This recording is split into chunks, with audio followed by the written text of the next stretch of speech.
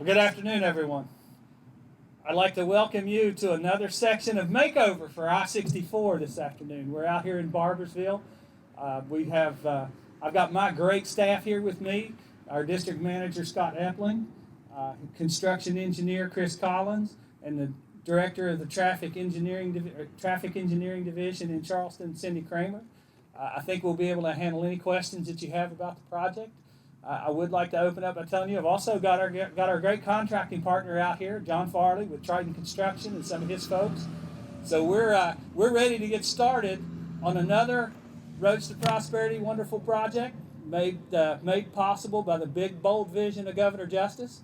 We're going to kick this off. It's a fantastic project. I will warn you, it's going to take a little while. This is going to be a 3-year project. This makeover of this new section of I-64, very important for us to get some more capacity on this interstate. This is the corridor that connects two of our major cities, Huntington and Charleston. We need a modern, efficient highway to move people and goods through West Virginia, and this is the kind of project that gets it done. So I'm going to ask Scott to come up and give you a few details of the project, and he'll be here. All these folks will be here and available for you to ask questions. You can ask questions as we go. So, Scott, if you would, come on up and give them a few details of this great project. Yes, this project consists of expanding our interstate corridor. We'll push the 6 lanes through the project. In addition to that, from exit 18 to exit 20, it'll be 8 lanes. If you can envision, the ramps will be continuous between the two. Overall, the project's approximately 2.9 miles in length. It's a $71.5 million project, so we're very fortunate that our leaders have acquired this much-needed funding. Additionally, there's 10 bridges, 5 sets that are being totally replaced. Also, we will be expanding the entrance into the mall on the East Mall Road to be able to handle more capacity, alleviate some congestion.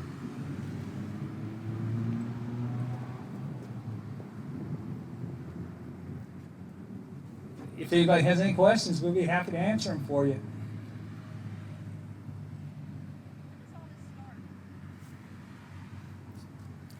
We're actually making preparations today, and we'll start deploying traffic control devices tomorrow. So what you're hearing is that this Department of Highways is very responsive, and we don't fool around anymore. When we say we're going to get something done, we get it done, because that's what Governor Justice has told us to do, get it done.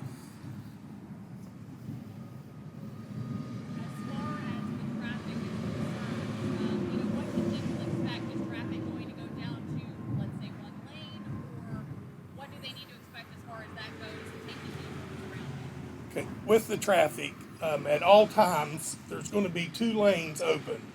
There could be some minimal delays during nighttime operations.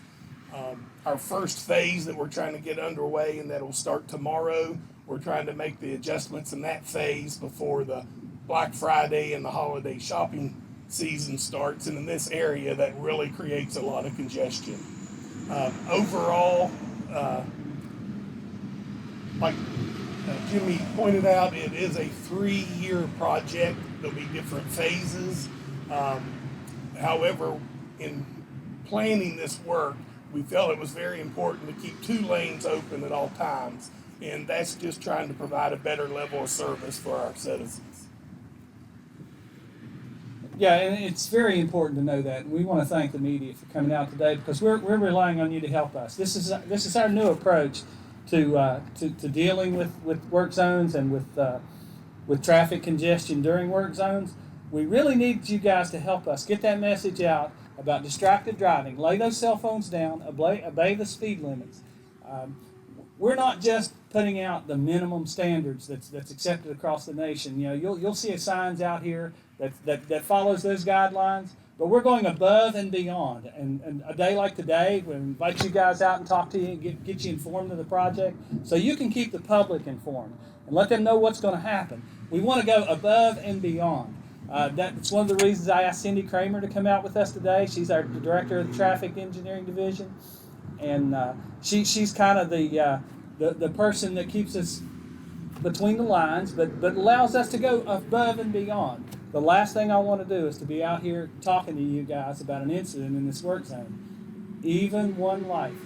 Everything that we do above and beyond will be worth everything we do if we can just keep the incidences from happening. And it really boils down to two things: distracted driving and speeding. So obey the signs, put the cell phones down, drive, focus, pay attention. Thank you.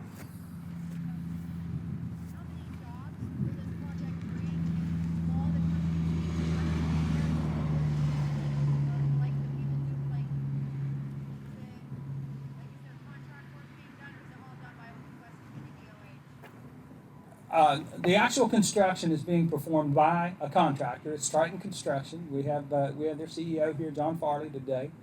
The job numbers, they're going to put what it needs to on the ground, but that's the beauty of the Roads to Prosperity program in its entirety.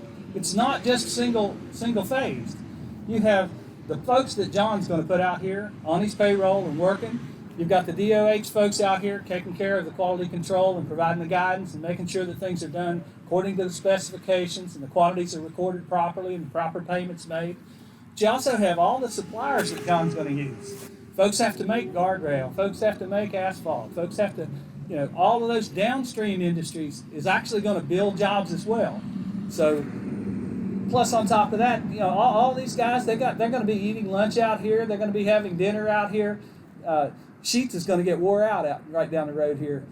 There's going to be slushies for everybody every night. I mean, that's the beauty of the Roads to Prosperity and the big bold vision of the governor, is that it's not just one-sided. It's not tunnel vision here. It's a big bold concept that encompasses. We're going to lead the economic recovery of the state, and it's working. You've seen the numbers. You've seen the way it's going. It's working. And the roads are getting better all the time.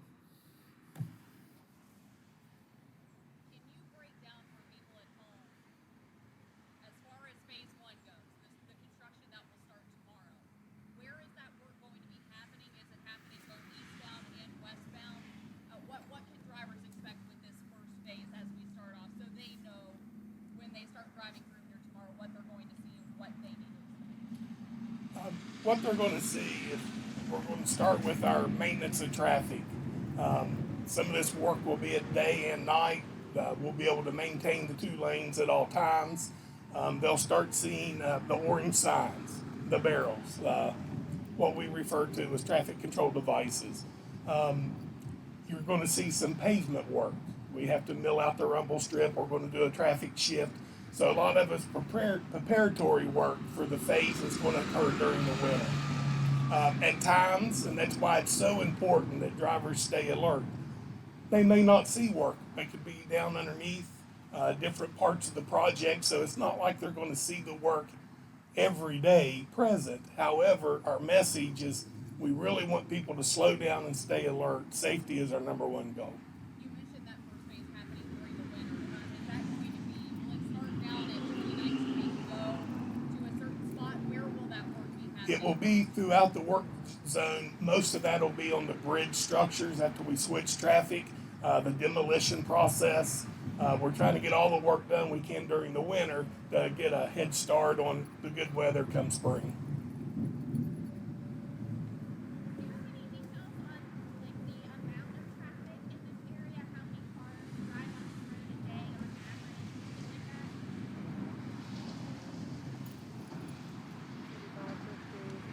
like that? That can change, but the ADT through this area is approximately 55,000 vehicles a day. I mean, that's significant traffic, and it's exactly what you'd expect. This is the corridor that connects our two of our major cities, Huntington and Charleston. And if you live in Huntington, you work in Charleston. If you work in Charleston, you live in it's heavily traveled, and it's a much needed project. It's going to add capacity. It's going to provide a safe, efficient, modern highway that West Virginia can grow from. Talk about, I know you all addressed this a lot already, but this is an area that sees a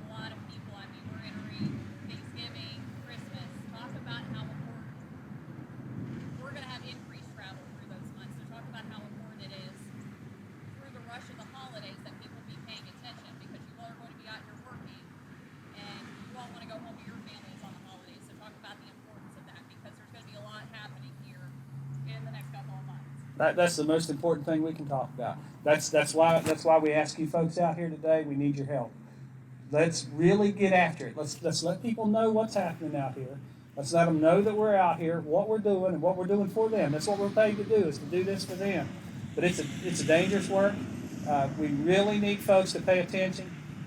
Don't turn those cell phones off. Don't be distracted. Focus on what we're doing. The easiest thing to do is follow those signs. That take note of the above and beyond things that Cindy's put in place out here. Follow the signs. Follow instructions. Stay focused when you're behind that wheel. One of my law enforcement friends had told me just the other day that the best way to go fast is to slow down. So what you need to do is slow through a work zone is smooth, and smooth is fast. If you can slow down, pay attention, follow those speed limits, you'll get through much faster. And an 8-minute delay on your daily commute is more than worth the rest of your life.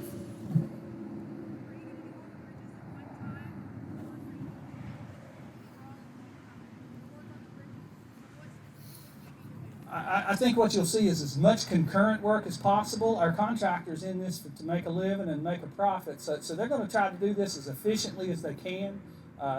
If it makes sense from their standpoint, we're not going to get into their business, but they're going to construct the project as efficiently as possible. They know what the completion date is, and every contractor in the state knows how I feel about completion dates, right, John? So that's absolutely right. And if he can beat that completion date, you can bet you he will, because the faster he gets out of here, the more profit he makes. Completion date. October 28th of 21. October 28th, 2021. 2022. I'm sorry, I misspoke. 2022.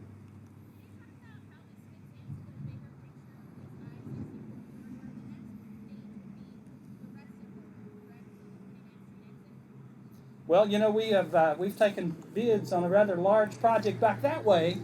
We have an apparent low bidder for that project that we're under the process of evaluating. So I suspect you're going to see a lot more work on I-64 over the coming months. Everyone knows, we're looking at going back to the bond market to get some more funding to put into the Roads to Prosperity project. One of those projects is back this way that we're in the process of working on the design for. So yes, we're going to take care of this interstate. We're going to take care of this corridor, and we're not going to let those secondary roads focus. I know everybody here drives on these secondary roads because that's where you live, and we've focused on those. We're taking care of those too. So it's not just the big projects; it's every project. So the DOH is retooled. We're recommitted. We're refocused. We've gone back to our roots. We're coming to a road near you. Can you talk about it all? Because I'm sure people will see the effects of this as well. A lot of people will probably try to avoid the interstate at times. Are you anticipating traffic backups on roads like Route 60 as well through this project? Should people be prepared for that as well? Absolutely, and you see that from time to time now, even without us out here. You get backups on Route 60. You get folks trying to avoid incidences on the interstate and get out there, and then they back up. Alternate routes is always the best idea, always the best idea. But the main focus is when you go through a work zone, whether it's on this interstate or whether it's on Route 60, lay those cell phones down. Don't be distracted driving, and obey the speed limit. If you're focused, you'll be fine, and it won't cost you that much time. 8 minutes delay in a work zone for a wonderful project like this at the end in 3 years is not worth the rest of your life.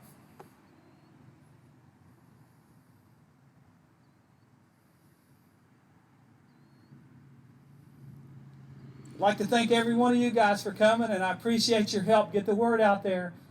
Let's keep our guys safe. I need them desperately, and I need our good partners on the contracting side. So thank you very much. My folks will be around here a little bit if you'd like to talk to them, and they'll explain any details that you'd like to hear. Thank you.